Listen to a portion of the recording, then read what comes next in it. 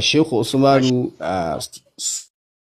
sunansa dai kamar yadda aka sani shine Usman. Sunan mahaifinsa Muhammad, wanda Muhammad ana mai laƙabi da Fodue. Shi Fodue ɗin Fulatanci ne, ma'anarsa shine alfaƙihu, malami, masanin fiƙihu. na. Yawwa, saboda haka an haife shi a wani gari da ake kira Maratta. Ita Maratta a yanzu tana cikin Nijar, a yankin Madawa, a cikin jihar Tawa a yanzu kenan. To a wannan gari aka haife shi, bisa zance mafi inganci. Akwai riwayoyi da ke cewa an haife shi ne a Ɓagyal, to amma riwayar ba ta da ƙarfi. Ɓagyal kawai dai ya rayu a nan ne, nan ya taso. An haife shi Na. ranar Lahadi. Ranar Lahadi aka haife shi, hijira 1168, wanda ya daidai da wannan hijira kenan, wanda ya daidai da miladiya 1754.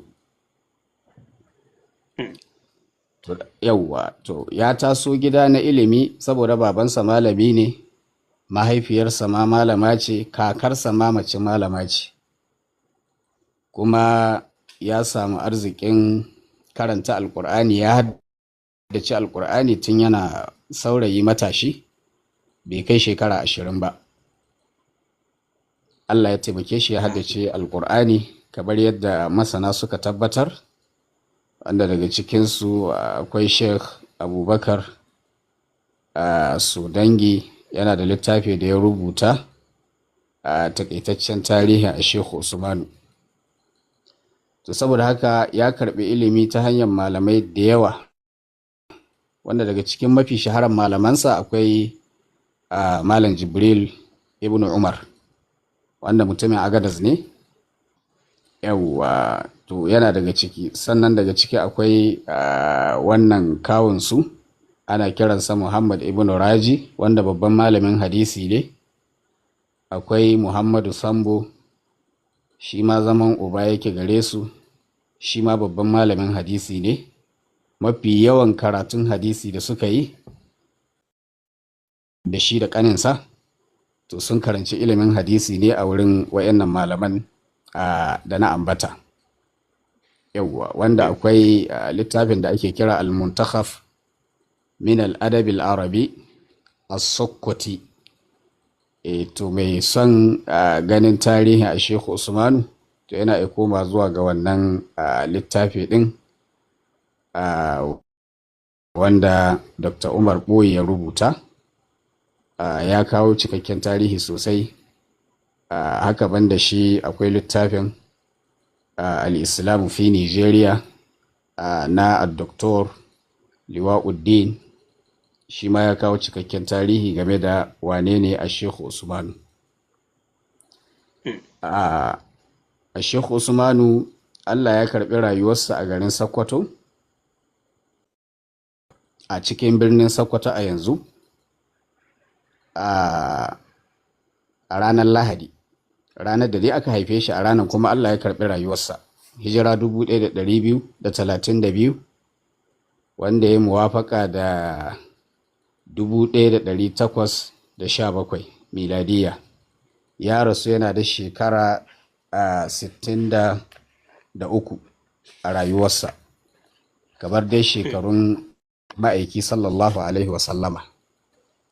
Ya yi rubuce-rubuce da dama, wanda mafi yawan rubuce-rubucen an san su, irin su Ihya'us Sunna wa Ikmadul Bid'a, irin su Hisnul Afhami min Juyushil Awham, irin su Nurul Albab, irin su Sirajul Ikhwan, irin su Najmul Ikhwan, irin su Bayanu Wujubil Hijrati alal Ibadi wa Nasbil Imami wa Iqamatil Jihadi. Littattafai dai da dama Allah subhanahu wa ta'ala ya azurta shi da rubutawa. To wannan a takaice shine a Sheikh Usman Malam Abu Nusaiba, kafin mu je gaba ta gaba. Na'am. Na'am. Masha Allah. Ya Sheikh, Allah ya saka da alkhairi. Jama'a, duba da yadda kuka ji malam yana a karanto wannan tarihin. Kun san wannan tarihi ne da ake karanto shi daga cikin littattafai kuma na addini masu tushe da asali. Duka waɗanda muke da saɓani da su akan wannan tarihi ba wai saɓani ba ne irin na son zuciya, a'a, kai ma da kake da saɓanin ya kamata a ce duk abin da kake kai a cikin littafi ka gani kana da hujjar da ka dogara da shi yasa kake bin wannan tafarki. Saboda haka yasa muka yanke shawara malam a wannan tarihi da ya fara karanto mana, duka duk maganganun da zai rinka faɗi a cikin wannan tarihi zai rinka kawo su na littattafai ga duk wanda yake buƙata zai iya zuwa ya ƙara yin bincike da kansa. Saboda haka kai ma idan ka zo za ka yi wata tambaya ko za ka je wani ƙalubale, to ka tabbatar maganar da za ka faɗi kai ma ba ta molanka ba ce daga wani littafi ka ganta shine madogararka. Yanzu dai wannan shine sharar fage, malam ya yi bayani a wane ne Shehu Usman bin Fodiyo, a wani gari aka haife shi, su waye iyayensa, har ma garin da Allah ya masa rasuwa. To gabar da zamu fara da ita zamu rinka bin karatun daki bayan daki. Dama abin da ya kamata mu fara sani, wai shi wannan malamin da ake tattakaddama da ku akan shi wane ne shi? To yanzu mun san wane ne shi, mun san kasar da aka haife sa, mun san inda ya rasu. Yanzu abin da yake za mu fara da shi shine gaba ta farko. Ya Sheikh Shehu Usman bin Fodiyo, mafi akasari takaddamar da ake yi akan yadda ya rayu da sarakuna ne a ƙasar Hausa. Saboda haka ya Sheikh muna so ka fara mana daga gaba ta farko. Wane sarki ne a da'awar Shehu Usman bin Fodiyo kafin ya fara alaƙa da sarakunan Hausawa, a fara yaya da'awar ta kasance, kuma wane sarki ne na farko da Shehu Usman bin Fodiyo ya fara hudda da shi a sarakunan ƙasar Hausa? Ya kamata a san wane ne shi kafin haɗuwarsa da sarakunan, da kuma sarki na farko zuwa na biyu zuwa na uku, har ya kawo mu gaɓoɓin da duka waɗannan matsatsalin suka shigo. To wannan shine gaba ta farko da muke son fara shi. Na'am, bismillah. To masha Allah.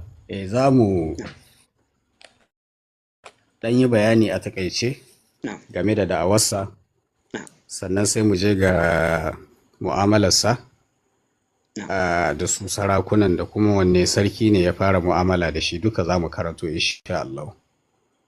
Kamin mu fara, yawwa, shimfiɗar da na yi game da su turawan da suka shigo suka kashe jika a Shehu Usmanu, mai neman littattafai to zai iya samun littafin kamar ma'asil listi'imar na Shehu Muhammad Isa Talata Mafara, ya kawo wannan bayani. Haka akwai littafin Dabtul Multaqatat min al-akhbar al-mutafarriqa fil mu'allafat na Shehu Waziru Junaid, Allah ya ji kansu da rahama. To a Shehu Usmanu rahimahullahu ta'ala ya fara da'awa tun yana matashi, tun shekara ta 1188 ya fara da'awa. Tun yana ɗan shekara 10 wani abu, bai ma da kai shekara 20 ba ya fara da'awa. Kuma da'awan nan tasa ba wuri guda yake tsayawa ba, yana yawo. Ya fara da'awarsa ne daga nan gida yankin Gobir, daga nan kuma yana shiga wato yankin Kabe. Haka ya yi da'awa a yankin Kabe ba so ɗaya ba so biyu ba. Haka ya yi da'awa a yankin Zamfara, wanda kusan sai da ya shekara har wato kusan 5 a Zamfara yana karantarwa, yana da'awa. To haka kuma yana da tsari na karantarwa, yana da majalisai guda 2. Akwai majalisin ilimi, ana sa littattafai ana karantar da almajirai. Sannan kuma yawwa, wannan majalisin yana yin shi bayan la'asar da kuma bayan sallar isha. Karatu na zaure na soro kenan. Ana karantar da luga, ana karantar da tafsiri, ana karantar da tauhidi, ana karantar da fiqhu. Duk wani abu da ya shafi addini ana koyarwa. Shi kuma wa'azi, yana yin wa'azi don ranar Juma'a yake wa'azi. Bayan sallar isha yana tara mutane, yana yi musu kamar waɗanda dai ba ɗaliban ilimi ba haka, duk da dai kowa na zuwa. To haka da awarsa take, haka ya fara. saboda haka sai da ya shekara 30 yana da'awa kamin ma a zo batun jihadi. Shekara 30 yana da'awa a wannan ƙasa ta mu ta Hausa, tsakanin ƙasar Gobir da ƙasar Kabi da ƙasar Zamfara.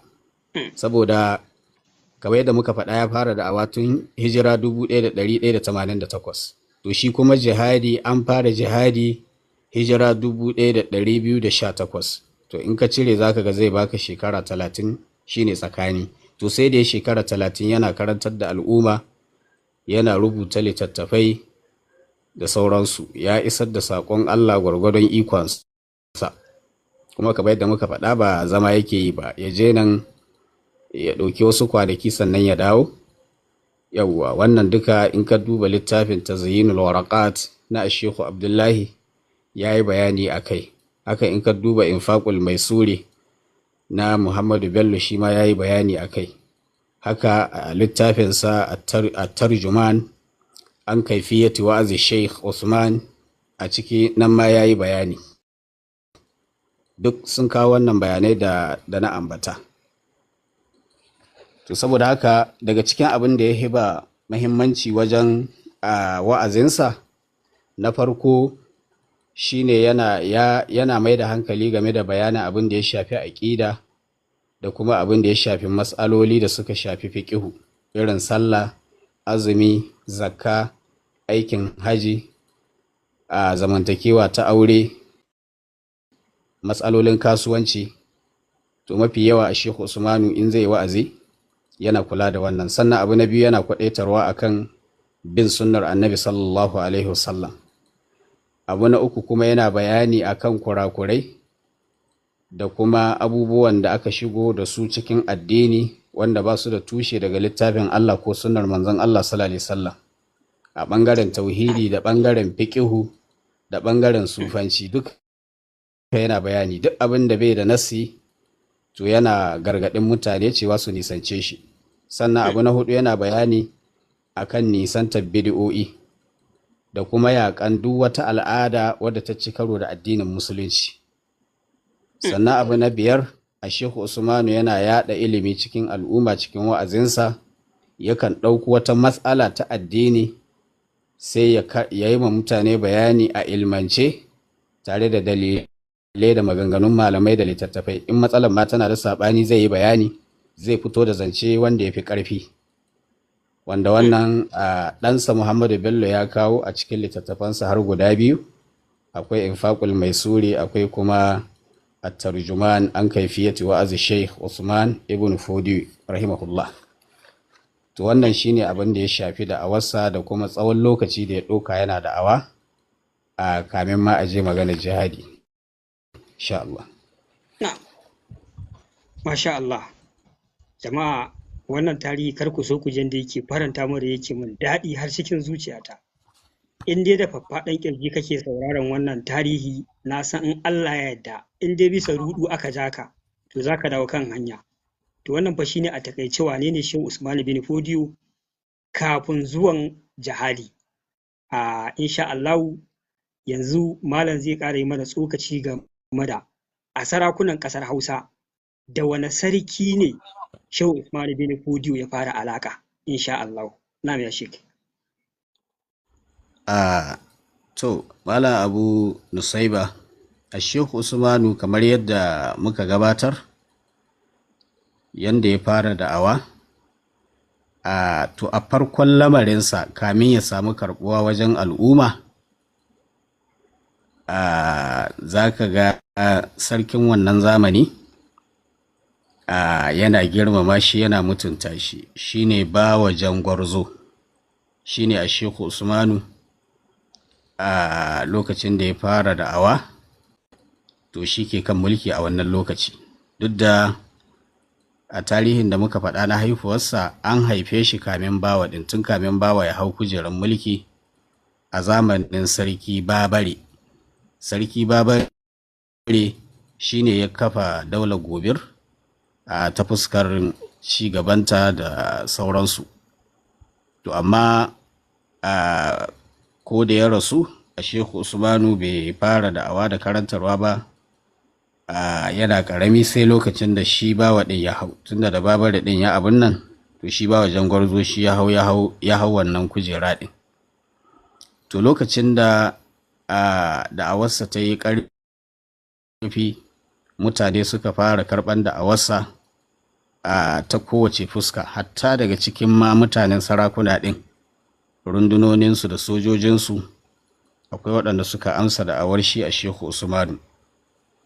To bayyana haka sai aka fara samun takon saƙa tsakaninsu tun daga kan bawa ɗin. Asalan farko shi bai alaƙa da kowane irin sarki, harka addini kawai da da'awa ya samu gaba.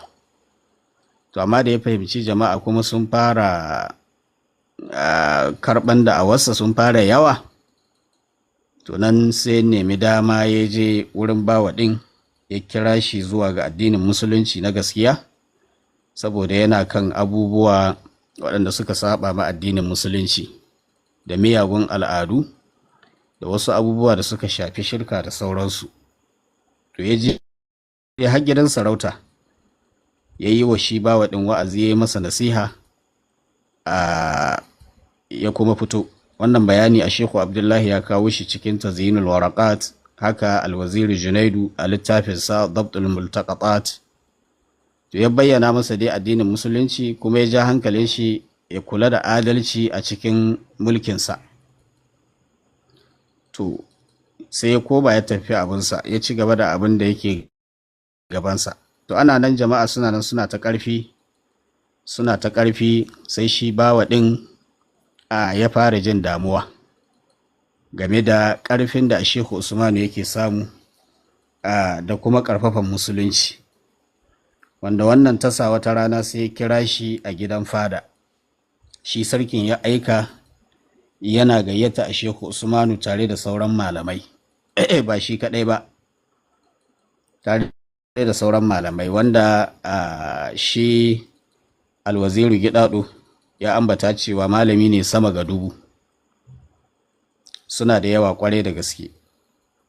To da aka zo, yadda shi Alwaziru Gidado ya kawo a littafinsa a Raudul Jinan, ya ce ya gayyace a Shehu Usmanu ne don ya halaka shi, ya kashe shi, shi ne makasudin kiran. Haka shi ma a Shehu Adam Abdallah Al-Ilori a littafinsa Al-Islam fi Nigeria, shi ma ya faɗi wannan magana, cewa makasudin wannan taron ta an yi shi ne don a hallaka shi a Shehu Usmanu da kuma wasu daga cikin almajiransa. Tunda a wancan lokaci sarakuna ba irin na yanzu ba ne, babu wasu abubuwa na makamai da za a iya cewa za a iya zuwa a kashe mutum ma kowa bai ji labari ba. Sannan kuma yana da almajirai, ya fara samun jama'a. Abu ne mai matuƙar wahala a wannan lokaci a ce za a bi shi har gida a kashe shi.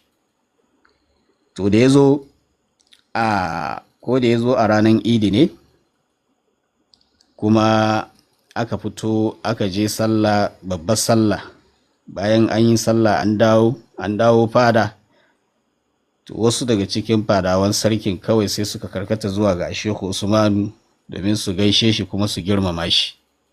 To wannan abin ya ɗaga mashi bawa hankali, abin kuma ya dame shi. To sai wani daga cikin fadawansa ya tashi tsaye, ce to zan gaya ma gaskiya, abin nan da ka shirya ka ɓoye a ranka game da wannan malamin, to ba zai yiwu ba fa, saboda ba wanda zai iya zartar da abin nan da ka ƙudurce, ma'ana na halaka shi. Wannan ɗaya daga cikin fadawan yake gaya ba bawa, ya ce ba wanda zai iya zartar da wannan abin sai Allah. To daga nan a Shehu Adam Al-Ilori ya ce sai shi sarkin sai ya fito da wata siyasa na za a sai a Shehu Usmanu ta hanyar kuɗi.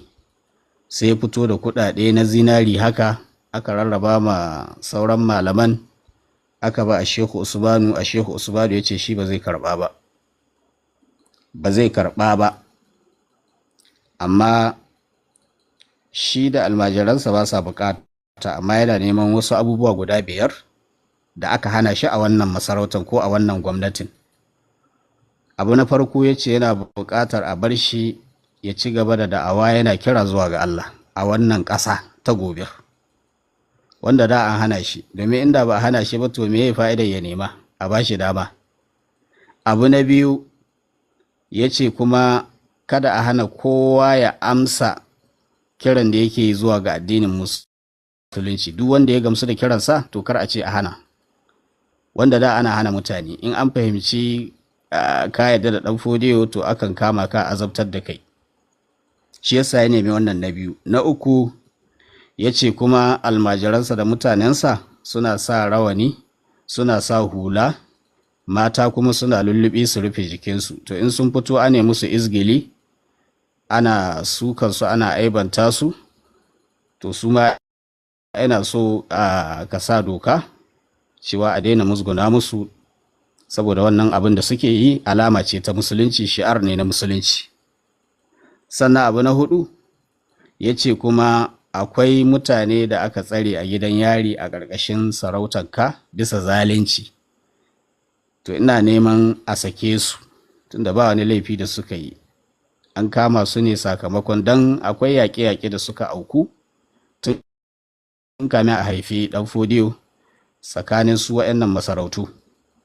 Yawwa, kamar tsakanin Kano da Zaria, tsakanin Kano da Katsina, tsakanin Kano da Zamfara, tsakanin Kano da Borno, tsakanin Kano da daular Songhai, duk an yi ta yaƙe-yaƙe ana kashe mutane da sauransu, wanda ita Borno ta yi lokacin da ita ce sufafawa har tana ɗora ma sauran masarautu haraji.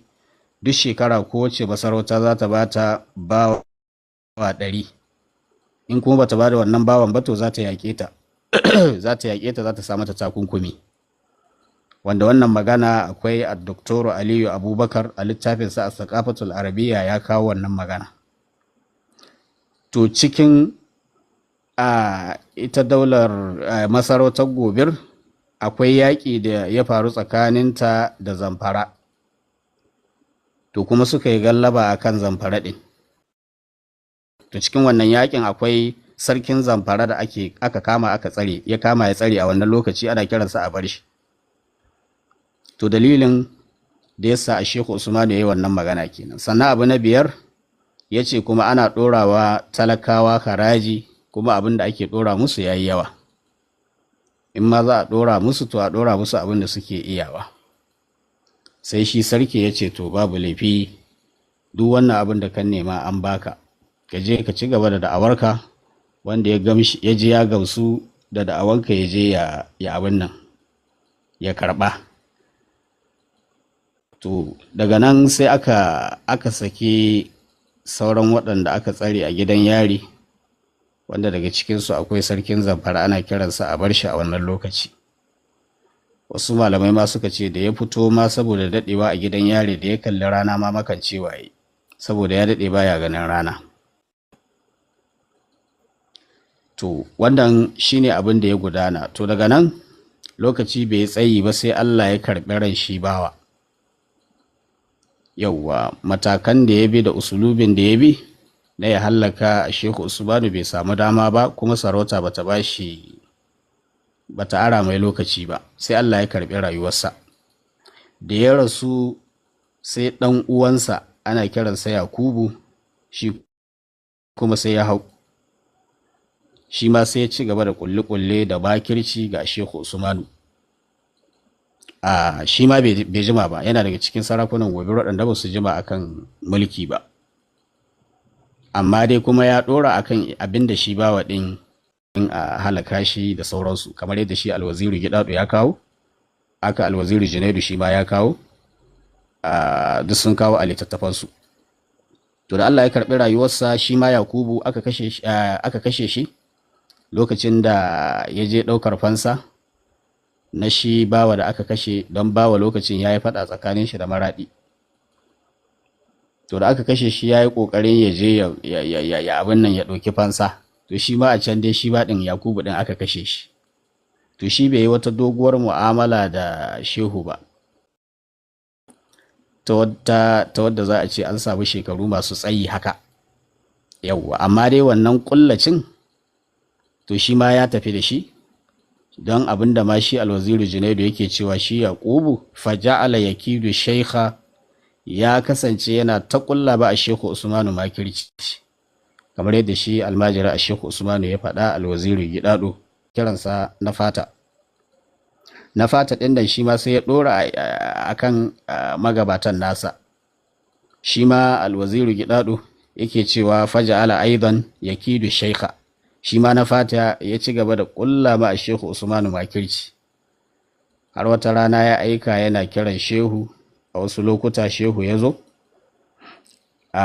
Alwaziri gidado yake cewa yuridul fataka bi sheikh. Shi ma dalilin da yasa aika yana kiransa wato ya aika ne don ya hallakar da shi a Shehu Usmanu din. To shi ma dai da ya zo bai ci nasara ba game da matakin da ya ɗauka. Haka dai Allah shi ma ya karɓi rayuwarsa, ya kamu da wani ciwo, wani kumburi ya fito masa a wuya haka. To wannan rashin lafiyan ya kashe shi ma bai daɗe ba. To da ya rasu sai ɗansa Yunfa, shi Yunfa ɗa ne ga na fata. To shi ya hau kujera bayansa. To shi Yunfa ɗin shi ya ɗauki lokaci mai tsayi a kan wannan sarauta ɗin. Kuma duk yaƙe-yaƙen da suka faru da Shehu Usmanu sun faru ne tsakaninsa da shi Yunfa ɗin. Waɗancan yaƙi bai auku ba saboda dukkansu ba ma wanda ya daɗe ma akan kujeran sarauta ɗin. Duk da hikiri da kullaci da suke da shi kuma game da Shehu Usmanu ɗin. To shi Yunfa ya samu dama, ya yi shekaru masu tsayi, sannan kuma ya fito da wato makircinsa a fili game da Shehu Usmanu. To lokacin da ya hau a farkon lamari sai yake gayawa a Shehu Usmanu ai shi abinda iyayensa suka yi na cutar da shi da nuna mai adawa, ai shi ba zai bi sawun iyayensa ba, kaza da sauransu. To ashe duk makirci ne, yana shigo ba zurfi ne. To daga baya da ya samu dama, babu wanda ya cutar da Shehu Usmanu da almajiransa kamar sa, babu. To ana nan abu na farko da ya fara yi, duk da shi na fata akwai abin da muka tsallake. Na fata daga cikin dokan da ya saka a wannan lokaci kuma ya bada a yi sanarwa a kasuwa shine ya ce kar wanda ya yi wa'azi in ba a Shehu Usmanu ba, sannan duk wanda bai gada musulunci ba to ya yi radda ya koma kan addinin iyayensa. Saboda haka in ma ka musulunta aka bincika asalinka ba musulmi ba ne, to dole ka koma ga wannan addini na iyayenka da ka baro. To yasa aka yi wannan sanarwar. To bayan ya yi wannan sanarwar ne sai Allah ya karɓi rayuwarsa. Wato ya ce shi sarki na fata mahaifin Yunfa. Sarki ne da ya ba da wannan umarni a lokacin da yana raye. Sosai. Cewa kada wani malami na musulunci ya yi wa'azi idan ba shehu shi kaɗai ba. Sannan kuma idan kai musulunci ba a cikin shi aka haife ka ba, ma'ana shiga kai dole ka koma addinin na gargajiya kenan. Dole ka koma, dole ka yi ridda ka koma. Masha Allah. Yawwa, kwarai da gaske. To dalilin da yasa ya faɗi haka saboda kaga in an ce ba mai wa'azi sai a Shehu Usmanu, to in ya riga ya mutu kaga shi kenan musulunci ya tsaya. Tunda babu ba su tallata shi. To daga wannan sanarwar da ya bayar, kamar yadda Shehu Muhammad a littafinsa Infaqul Maisuri ya kawo wannan magana, to daga nan bai ɗauki lokaci ba Allah ya kashe shi. To shine sai ɗan nasa Yunfa sai ya haye kujera a madadinsa. To shi ma sai ya ɗora akan inda iyayensa suka ɗora da kuma magabatansa na ƙoƙarin yaƙan a Shehu Usmanu ta kowace irin fuska. Saboda shi ƙarara yake bayyanawa saɓanin su iyayen ma nasu suna ɗansa dubaru da sauransu. To lokacin da ya hau kujera, ko da ya hau jama'a sun taru, ko musulunci ya yi ƙarfi. Abu na farko da ya fara yi shine sai ya tura runduna aka yaƙi almajiran a Mala Abdulsalam, wanda Mala Abdulsalam na Gimbana almajira a Shehu Usmanu ne. Yana zaune a wani gari da ake kira Gimbana, tana nan kusa ga Tambuwal, wadda Tambuwal yanzu tana nan cikin Sokoto. Ya tura runduna aka je aka yaƙi Abdulsalam, saboda Abdulsalam yana da jama'a, kuma Bahaushe ne don Ba'ari ne. Yana daga cikin ƙabila Arawa, akwai jikokinsu muna nan tare da su a wannan yanki namu, musamman jihar Kebbi. To ya tura runduna aka je aka yaƙe su a watan Ramadan, kamar yadda shi a Shehu Muhammadu Bello ya kawo a Infaqul Maisur. A tsakiyar rana a watan Ramadana suna azumi, aka karkashi malaman ƙur'ani, suka tattara alluna da yara ke karatu, suka kunna musu wuta, suka ɗauko littattafai na addini da alƙur'anai suka dinga shimfiɗa su ga ƙasa, suna izgili suna ce musu, to ga mun zo, abin nan da kuka ce in mun haɗu da ku Allah zai kawo mana azaba, zai mana kaza, to ga mun zo, azabar ta zo. Abin nan da kuke cewa zai same mu, to ga mun zo. To Allah ya taimaka, shi Abdulsalam ya gudu, ba su samu sun kashe shi ba, amma dai sun kashe almajiransa da yawa daga cikin Hausawa Arawa a wannan gari na Gimbana, kuma suka kamo yara da mata a matsayin bayi. Shi a Shehu Usmanu lokacin yana ɗagel, ko hijira ba a yi ba a wannan lokaci. Anan ya shek Malam Abdulsalam musulmi ne, Malam Abdulsalam Bahaushe ne, amma yunfa yasa aka yi wannan aika a cikin watan Ramadana. Kwarai da gaske. Aka kashe al'ummar musulmi, aka ƙona allunan karatukansu. Kwarai da gaske. Har yana izgilanci wa musulunci da musulmai, ya subhanallah. Ya shek aya ba na interrupting bane. Shin wannan sarkin musulmi ne ko dai ba ma guje ne irin waɗanda masu irin addinin gargajiya haka, ba addinin musulunci ba, shi na fata kenan? Yauwa, ai da yumfa da shi na fata da shi bawa jangwarzo dukkansu suna da awon musulunci, amma kuma duk abin da suka ga dama na shirka suna yi, suna bautar gumaka, ka gane? Wanda duk za mu zo mu karanta, suna bautar duwar watsu da bishiyoyi da sauransu. Yauwa, saboda haka ba musulmi ba ne, amma suna da awon musulunci a suna.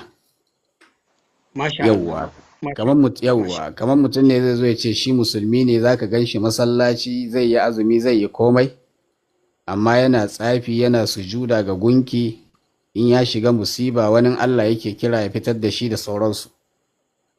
Saboda haka sun cakuɗa ne, suna musuluncin sannan kuma suna ayyuka na kafirci. Wannan tasa a Shehu Usmanu ya rubuta littafi sukutun, ya tabbatar da cewa kafirai ne su wa'annan sarakuna.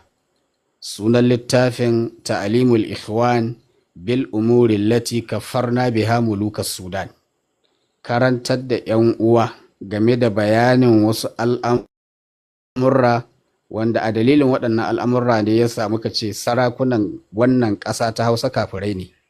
A ciki ya faɗi irin nau'in kafircin da suke yi. Daga ciki ya ambata suna inkarin tashi alkiyama, ba sai da tashi alkiyama ba. Yunfa bai yadda da ana tashi alkiyama ba, haka iyayensa. Sannan kuma suna bautar bishiyoyi, sannan kuma suna bautar duwar watsu, akwai masu bauta aljanu cikinsu. Dai ya yi bayani a wannan littafin Ta'alimul Ikhwan bil umuri lati kafarna biha mulukas Sudan. Sannan kamin shi an samu malamai da suka yi fatawa kan kafircin sarakunan, wanda daga cikinsu akwai malaminsa Malam Jibril ibn Umar. Shi ya fara fatawa kamin ɗan Fodiyo kan cewa sarakunan ƙasar nan kafirai ne. Haka kaminsa akwai a Sheikh al-Mukhtarul Kunti. Yawwa, shi ma ya yi fatawa a littafinsa mai suna Al-Jur'atu Safiya wan Nafhatul Kafiya. Shi ma a ciki ya tabbatar da cewa sarakunan ƙasar nan kafirai ne. Wannan kamin a Shehu Usmanu. Sannan akwai a Shahabuddin al-Khafaji, yana da littafi mai suna Nasimur Riyad sharhi ne ga littafin ashafa, wannan dai ashafa tamu. To a ciki shi ma ya faɗa cewa mutanen Sudan akwai ƙwarori waɗanda suke musulunci na gaskiya, kuma akwai kafirai. To shi yasa Shehu Usmanu ya rubuta wancan littafin, kuma ya faɗi duk abubuwan da suke na kafirci. To shi yasa ai rundunarsa ta zo ta dinga abin nan ƙona alluna da yara ke karatu, sannan suna watsi da littattafai da alƙur'anai na malamai, kuma suka kakkashe malaman ƙur'ani, wanda a Shehu Muhammadu Bello ya ambaci wannan labari a cikin Infaqul Maisuri. Haka shi ma alwaziru Junaid shi ma ya ambata cikin littafinsa Dabtul Multaqatat. Duk sun kawo wannan magana ɗin, saboda haka abu ne wanda yake ma mutawatiri a wurinsu. Yauwa, sannan ya za a yi musulmi ya yi inkarin tashi alkiyama? Ai ba zai yi ba, tunda Allah cewa ai za'amal lazina kafaru allan yub'asu. Aqida ne na kafirai, su ne ba su yarda da in an mutu ana tashi alkiyama ba. Duk mutumin da ya yi inkarin tashi alkiyama, wannan ba musulmi bane, ba musulmi bane. Saboda yadda da tashi alkiyama abu ne ma za ka ce min addini bid darura, min addini bid darura. To wannan shine kaga kame a Shehu Usmanu akwai malamai magabatansa waɗanda suka ba da fatawa a kan kafircin sarakunan ƙasar nan. To kaga abu ne wanda yake a fili, ba shine ma farau ba, an gabace shi a kai. Yawwa, saboda haka shi yasa za mu ga a littattafan fiƙihu ana rubuta babi na ridda. In ka duba Mukhtasar Khalil za ka ga ya ƙulla babi akan ridda, ya ce ar-riddatu kufrul muslimi, musulmi ya yi wani abu na kafirci shi ake kira ridda. Ashe kaga ko kana sallah, kana azumi, kana zakka, kana aikin haji, to za ka iya aikata wani aiki wanda zai fitar da kai daga musulunci. To saboda haka ba musulmai ba ne. Duk mutumin da ya da'awa musuluncinsu, to sai ya zo ya kare waɗanga abubuwa da aka nakalto daga gare su, tunda su masu wannan magana sun rayu da su, sun yi mu'amala da su, sun ga abin da suke yi kuma suka faɗa. Kuma ba a taɓa samun wani malami da ya yi inkarin akan abin da suka faɗa ba a wannan zamanin, ba a taɓa ba. Su waɗannan turawan cikin rubuce-rubucensu su ne suka rubuta cewa su yunfa musulmai ne, su na fata musulmai ne, su ba wa jangwarzo musulmai ne, har suna haɗawa da ƙarerai cewa shi bawa ɗin ma yakan tura yara ne su riki ɗan fodiyo wurin wa'azi, har suna ɗaukar littattafansa. Wannan duka ƙarya ne. Ko kuma ya mata ma neman sama ya zo a nan gobe da gina masa gida da masallaci ya zauna wai yana karantarwa. Duk wannan bai faru ba. Littattafan almajira a Shehu Usmanu da nasa kakaf, ba wani littafi da ya kawo wannan magana, wanda da abu ne wanda ya tabbata da sun faɗa. Kwarai da gaske. Yawwa, to a Shehu Abdullahi duk bayanan da ya yi game da jihadin nan bai kawo wannan magana ba. Haka Muhammadu Bello, haka shi karan kansa a Shehu Usmanu. Kuma har littattafai an rubuta duk garin da ɗan fodiyo ya zauna, ko kwana ɗaya ya yi sai da an ka rubuta aka ambaci wannan sunan garin. Amma ba a taɓa rawaito cewa wai ya zauna zama a cikin alƙalawa, hidikwata ta ƙasar Gobir ba. Babu wannan, sai dai a littattafansu su suna karantuwa da sauransu, da wasu da suka zo daga baya suka nakalto wannan magana, su ma suka ɗauka suka aza gaskiya ne. Kamar shi a Dr. Aliyu Abubakar ya kawo wannan magana cikin as-Saqafatul Arabiyya. To amma dai wannan magana ba ta da tushe, shi yasa da ya kawo ta shi karan kansa bai ba da wani reference ba. Shi kuma ɗan zamanin nan ne, tunda ya rasu 1987 ya rasu. 1987 ya rasu. Kaga ɗan zamanin nan ne, bai da alaka da wancan zamanin, amma haka ya kawo maganar kuma bai faɗe ta ba. To da yake littafin ya tsara shi, akwai reference da ya yi amfani da su na turanci, akwai na larabci. To saboda haka ba musulmai ba ne. Yawwa, duk abin da ake faɗa ai ya kyautata alaƙa shi musamman bawa wane ne wannan duk baya da wani tushe. Yawwa saboda su waɗanda abin ya faru gare su gashi sun nakalto sun gayyace shi don su kashe shi, to mutumin da ya kyautata alaƙa da kai zai nemi rayuwanka ba zai yi ba. To wannan shine Malam Abu Nusaiba. Masha Allah, ya shek Allah ya saka da alkhairi. A tarihi yana ta fitowa daki bayan daki, duk wanda yake so ya tambaya ya haƙuri, ba za mu ja abin da tsaho ba, za mu samu gabar da za mu dasa aya sai mu ba da dama a yi tambayoyi. Insha Allah wannan tarihi bi iznillahi ta'ala in dai ba uzuri ba, duk rana irin ta yau ta Lahadi za mu rinka gayyato malam ya ci gaba da ɗora mana daga inda aka tsaya. To amma dai har ila yau ya shek ba mu kawo gabar da zaka dakata ɗin ba, da ɗan kai sauran lokaci kaɗan. Yanzu ka fara mana da wani abu wanda kusan shi ne lamari na farko da za a ce ya zama kamar sila ko tushen fara samun saɓani na ɗaukar makami, wato ma'ana sarki na fata, sarki Yumfa ya tura sojojinsa sun je sun ma Malam Abdulsalam aika-aika. To ya shek ina ganin ka ƙara samar da wannan gabar gabaki ɗinta, insha Allah sai mu dasa aya a wannan gabar sai mu ba da dama a yi tambayoyi sai mu karkare sai ya zama na cewa a sati na gaba ma ɗora daga inda aka tsaya. Na'am. Gaskiya ne. To bayan ya tura wannan runduna sun je Gimbana sun yi wannan ta'addanci, kuma kamar yadda Shehu Abdullahi ya faɗa, dalilin da yasa ya tura wannan runduna ga shi Malam Abdulsalam almajirin Shehu Usmanu, kuma ba'are bahaushe, cikakken bahaushe, shine ya yi haka ne don ya dawo da Abdulsalam ɗin da jama'arsa a ƙarƙashin tawagarsa, saboda Abdulsalam yana da mutane sosai a wannan lokaci. To yana ganin cewa idan ya yi haka, to nan gaba abin da yake son ya yi ko ya afka ba a Shehu Usmanu, to Abdulsalam ɗin wato zai karfafe shi, zai karfafe rundunarsa.